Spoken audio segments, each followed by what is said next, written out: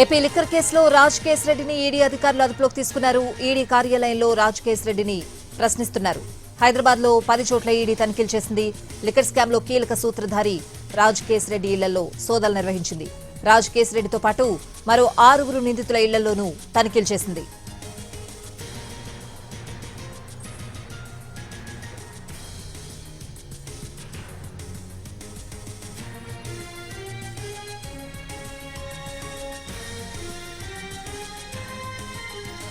AP liquor కేసులో Raj case రెడ్డిని ED అధికారులు అదుపులోకి తీసుకున్నారు. ఈడీ కార్యాలయంలో ప్రస్తుతం రాజ్ కేస్ రెడ్డిని ప్రశ్నిస్తున్నారు అధికారులు. పూర్తి అప్డేట్స్ అడిగి తెలుసుకుందాం. ఈడీ ఆఫీస్ నుంచి మా ప్రతినిధి రాధాకృష్ణ లైవ్ లో సిద్ధంగా ఉన్నారు. రాధాకృష్ణ.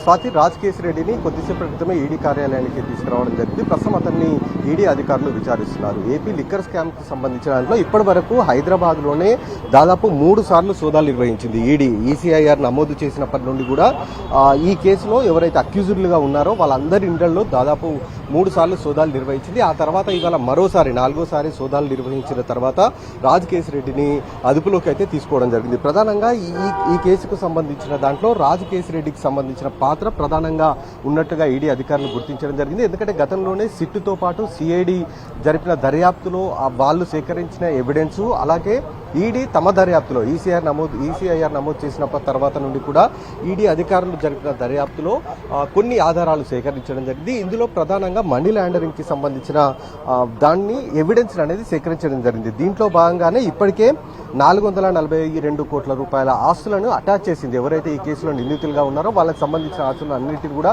అటాచ్ చేసింది ఈడీ. ఆ తర్వాత మళ్ళీ ఇప్పుడు తాజాగా జరిపిన దాడుల్లో కూడా దాదాపు 195 కోట్ల రూపాయలకు సంబంధించిన ఫ్రాడ్ జరిగినట్టుగా, అంటే మనీ లాండరింగ్ జరిగినట్లు కూడా అధికారులు గుర్తించడం జరిగింది. అందులో భాగంగానే ఇవాళ ఈ సోదాలు నిర్వహించారు. రాజ్ కేస్ రెడ్డి ఇంటితో పాటుగా మరొక 5 ప్రాంతాల్లో సోదాలు నిర్వహించి కొన్ని ఎలక్ట్రానిక్ డివైజెస్ ఏవైతే ఉన్నాయో వాటిని కూడా స్వాధీనం చేసుకోవడం జరిగింది. ఆ డివైజెస్ ని తీసుకుని నేరుగా ఈడీ కార్యాలయానికి తీసుకుని వచ్చారు. ప్రస్తుతం వివరాలు అయితే ఈ కేసుకు సంబంధించిన దాంట్లో సేకరిస్తున్నారు.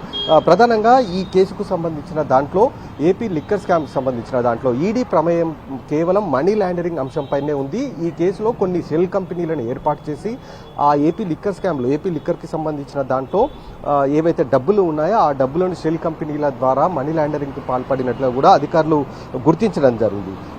అందులో భాగంగానే ఈ ప్రస్తుతం అయితే ఈ కేసులో విచారణ అనేది కొనసాగుతుంది. 2024 సెప్టెంబర్ 25న మొదటగా సిఐడి కేసు నమోదు చేసింది. ఆ తర్వాత సిట్టుకు ఈ కేసును బదిలీ చేయడం, సిట్టుని ప్రత్యేకంగా ఏర్పాటు చేయడం, విజయవాడ కమిషనర్ని సిట్టు అధికారిగా నియమిస్తూ అందులో